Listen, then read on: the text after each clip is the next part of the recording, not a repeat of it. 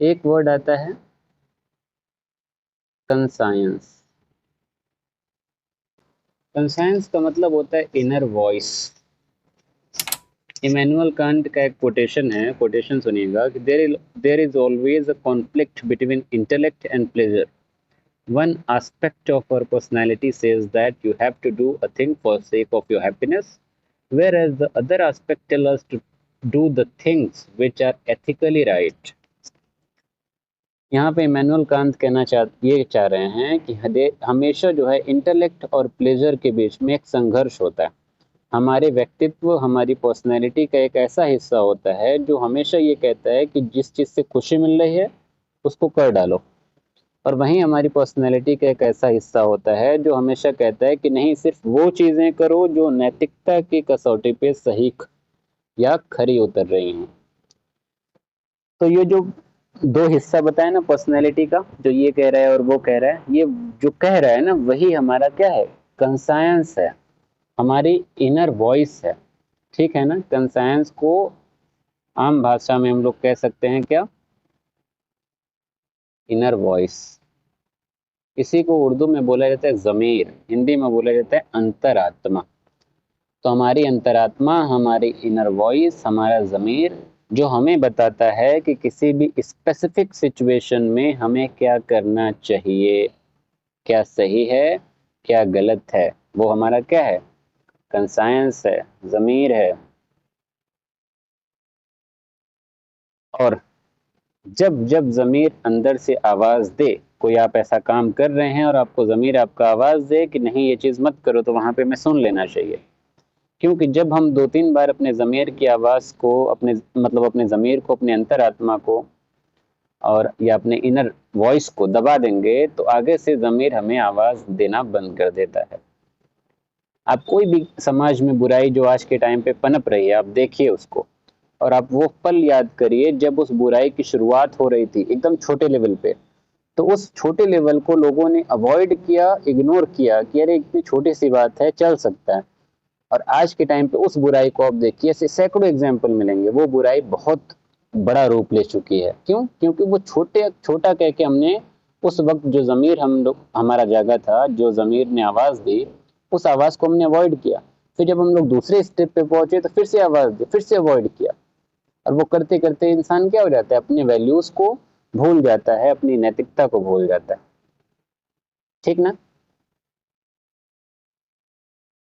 इसमें कई तरीके का जो है एग्जाम्पल दिया जा सकता है। बहुत से ऐसे फैसले हम अपनी ज़िंदगी में करते हैं जहाँ पे हमारा ज़मीर हमें बताता है, और जब जब हम अपने वैल्यूज़ के खिलाफ काम करते हैं, जब अपने मूल्य के खिलाफ काम करते हैं, तब तब हमारा ज़मीर हमें आवाज़ ज़रूर देता है कि नहीं देखो ये चीज़ गलत है, ये चीज़ मत करो, या ये चीज़ सही है, यही वाला करो, जो ये वाला रास्ता जो तुम अपना रहे हो ना ये गलत है।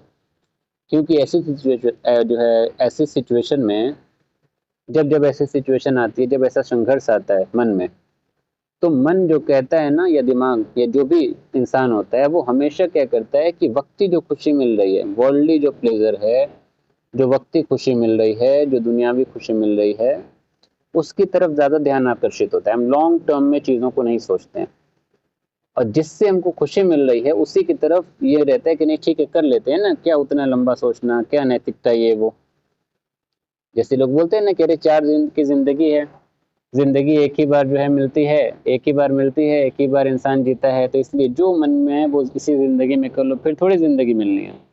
अरे तो इसका क्या मतलब, जाके अपने जिस्म इंसान बेच देगा? नहीं ना।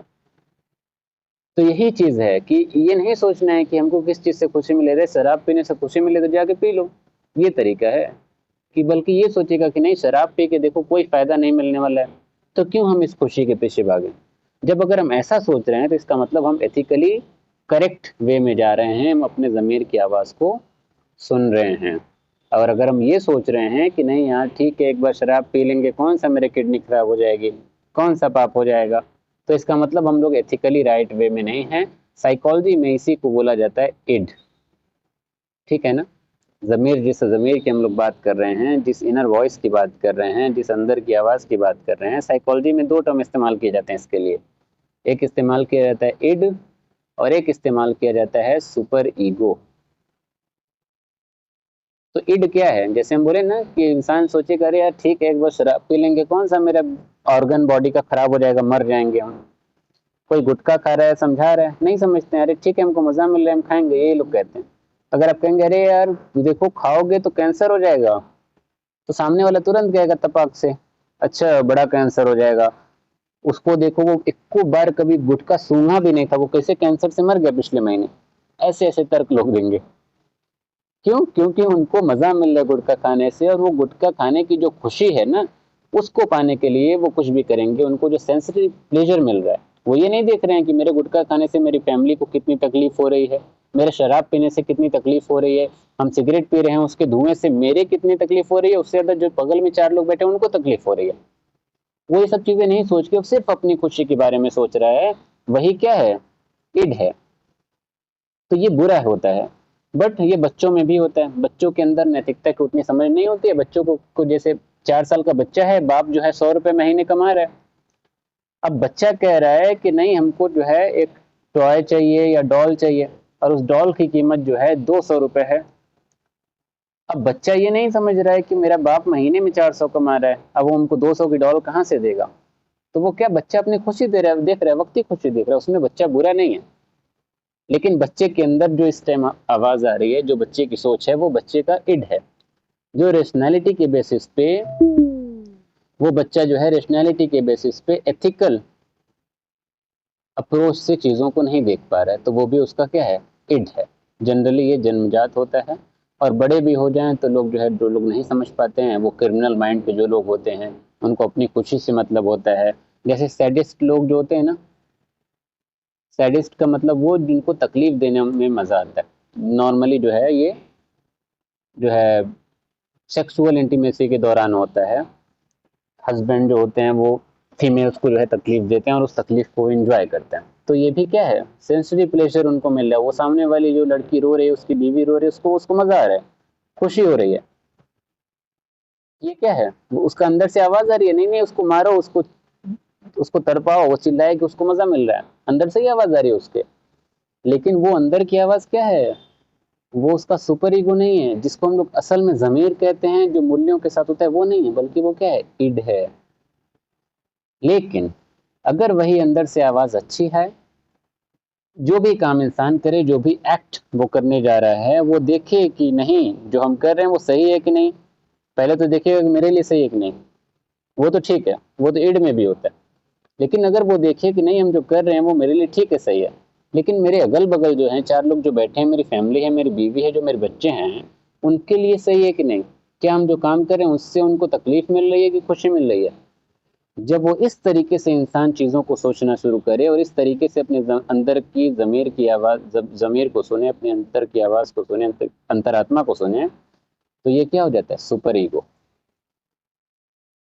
और सुपर ईगो जिस इंसान के अंदर डेवलप हो जाए, वो इंसान महान बन जाता है। उसके अंदर गलती करने की क्षमता लगभग लगभग एकदम ना के बराबर हो जाती है। वर्च्यूज उसके अंदर डेवलप हो जाते हैं। वो सही वक्त पे सही फैसले करने की क्षमता करता है।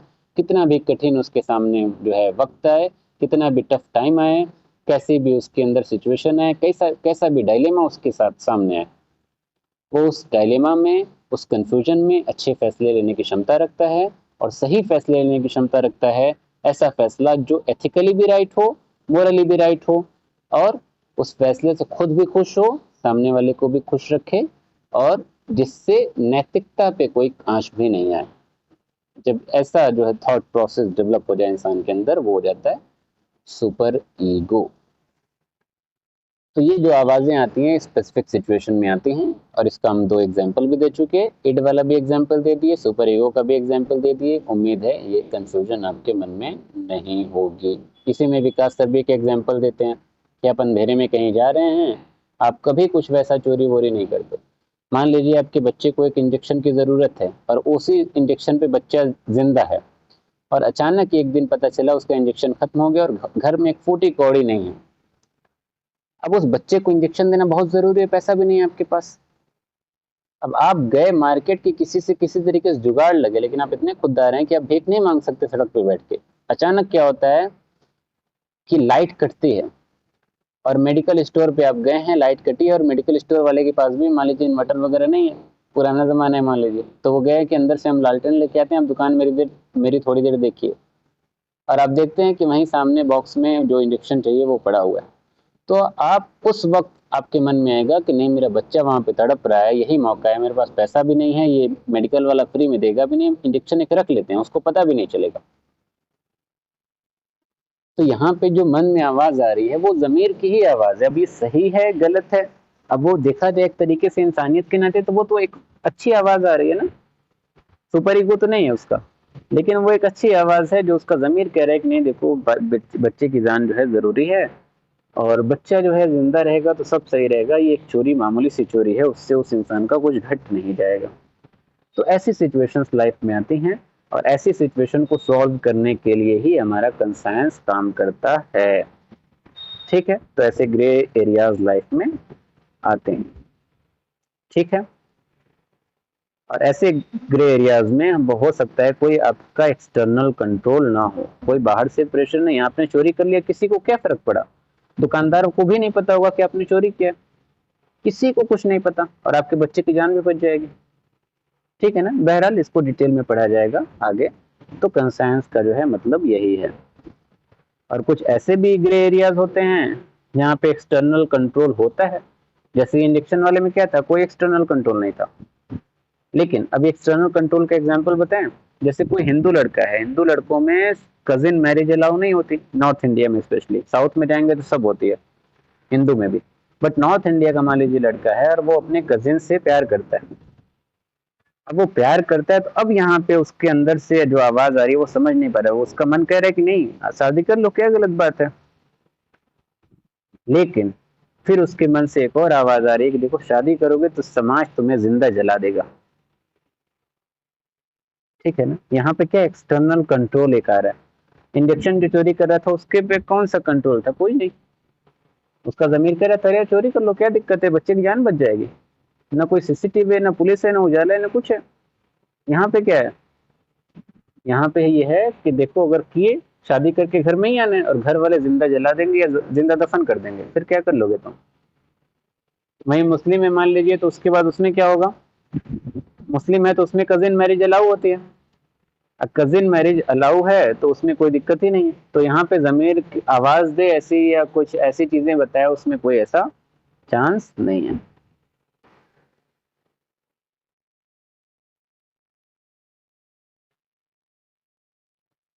नहीं, किसी की जिंदगी बचाने के लिए जमीर नहीं छोड़ सकता है इंसान। जमीर यहाँ पे क्या है, हम क्या बोले कि वैल्यूज, वैल्यूज यहाँ पे आती हैं। जब हम अपने जमीर की आवाज सुनते हैं, जब हमारा जमीर कब आवाज देता है, जब हम अपने वैल्यूज के खिलाफ काम करते हैं। ठीक है ना, जैसे वो इंसान बहुत ईमानदार है, चोरी करना तो एक बुरी बात है, ये इंसानी मूल्यों के खिलाफ है, मोरल वैल्यूज के खिलाफ है, राइट।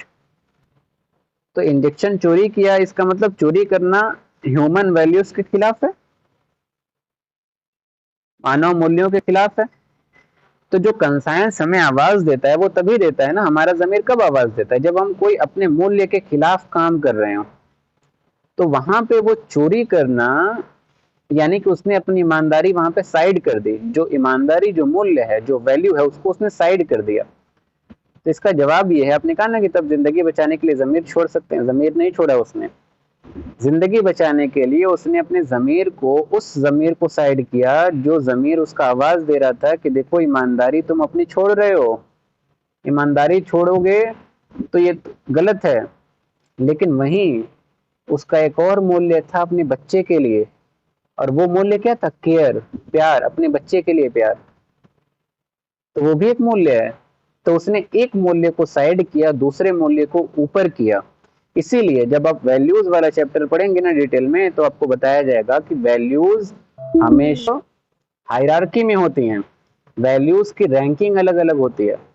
तो यहाँ पे वो जो इंसान था उसने वैल्यू क्या किया, उसने जो ऑनेस्टी की वैल्यू थी, ईमानदारी का जो मूल्य था उसको सेकेंडरी कर दिया, और प्यार वाला जो वैल्यू है, जो केयर वाली वैल्यू है, उसको उसने प्राइमरी कर दिया।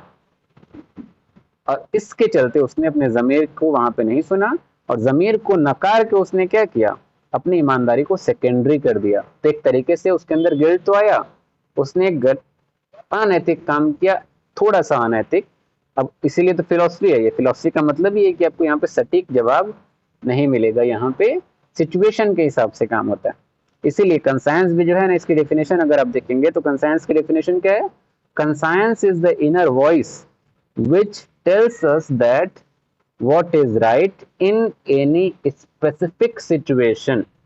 तो उस सिचुएशन में उसने अपनी ईमानदारी को साइड किया और अपने प्यार को ऊपर रखा। हो सकता है वो घर जाते ही उसकी ईमानदारी वापस अपनी जगह पे आ जाए और वो आम जिंदगी में जितनी ईमानदारी से अपनी ईमानदारी को अपना रहा था, उतनी ईमानदारी से अपनी ईमानदारी को आगे भी अपनाएगा।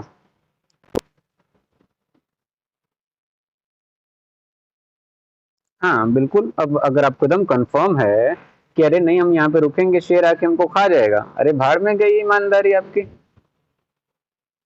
आपको अपनी जान बचाना भी तो उतना ही इम्पोर्टेंट है ना। तो वही चीज है, एथिक्स का मतलब ही यही है कि आपको स्पेसिफिक सिचुएशन में यही बताते, इसीलिए ना बोले ये नॉर्मेटिव सब्जेक्ट है, ये डिस्क्रिप्टिव नहीं है, डिस्क्राइब करेगा। देखो सिग्नल है, रुके रहो वहां पे, हिलना नहीं एकदम, नहीं ऐसा नहीं है। नॉर्मेटिव है, वो क्या कह रहा है, ऐसा होना चाहिए, सिग्नल है तो रुकना चाहिए, रूल है तो फॉलो करना चाहिए। समझ आया ना? इसीलिए इंट्रोडक्शन का मतलब ही है, इसीलिए इंट्रोडक्टरी क्लासेस ये हैं, ताकि आप उसी अप्रोच के साथ चीजों को देखें, समझें और इस पूरे पेपर को उसी नजरिए से पढ़ें। कोई दिक्कत है? कौन सी? नहीं, चोरी करेगा तो चोरी करना तो गलत है ही, वो किसी भी जो है तरीके से देखिए। बट हाँ, आप यहाँ पे देखिए कि आपको उसको बच्चे की जान बचानी थी, तो उस जान बचाने के लिए उस चोरी को जायज कहा जा सकता है। क्यों? क्योंकि ये समाज की जिम्मेदारी, जैसे इस्लाम में कहा गया ना कि तुम खाना खा रहे हो तो पहले देखो पड़ोसी तुम्हारा खाया है कि नहीं खाया है, अगर नहीं खाया है तो वो तुम्हारी जिम्मेदारी है। तो वैसे ही वो चोरी वाली कंडीशन में पहुंचा क्यों? उसके पास इतना पैसा नहीं है कि वो अपने बच्चे को जिंदा रखने के लिए एक वैक्सीन खरीद सके। तो ऐसी चोरी को तो कानून भी माफ करता है, कॉन्स्टिट्यूशन में भी। जैसे हम कई केस स्टडीज का एग्जांपल दिए, जैसे केस स्टडी बताए थे ना, हालांकि वो क्राइम जो है फिक्शनल फिक्शन था। तो एक मालिक जो था वो अपने मेड का, अपनी काम वाली बाई का 12 साल 14 साल जो है रेप करता रहा लगातार। तो उसकी बच्ची ने क्या किया, उसकी बच्ची का भी रेप कर रहा था, लेकिन मेनली उसकी माँ का कर रहा था। तो उस बच्ची ने क्या किया, अपने मालिक का कत्ल कर दिया। और बाद में जब ये प्रूव हो गया कि हाँ उसी बच्चे ने अपने मालिक का कत्ल किया और इस वजह से किया, तो अदालत ने उस बच्चे को बाइज्जत बरी कर दिया। उन्होंने कहा कि 14 साल जो उसकी माँ ने और उस बच्ची ने जो बलात्कार झेला है, जो रेप झेला है, वो इस 14 साल की जेल से कहीं ज्यादा तकलीफ दे था, इसलिए उसको सजा देना उचित नहीं है। तो इसका मतलब क्या है, यहाँ पे ये थोड़ी कि क्राइम मर्डर करना सही हो गया, नहीं। यहाँ पे उन्होंने स्पेसिफिक सिचुएशन को समझते हुए अपना फैसला बदल दिया। और यहाँ पे भी कंसायंस ने आवाज लगाई होगी ना कि नहीं, जैसा कॉन्स्टिट्यूशन में ये नहीं लिखा है मर्डर तो मर्डर है।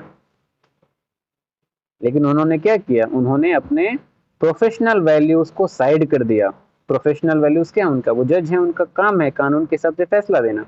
लेकिन उन्होंने अपने प्रोफेशनल वैल्यूज को साइड रखा और इंसानियत के नाते अफेक्शन को, इंसानियत को उन्होंने ऊपर रखा और कानून अन्याय को साइड किया और उन्होंने फैसला अपना बदल दिया।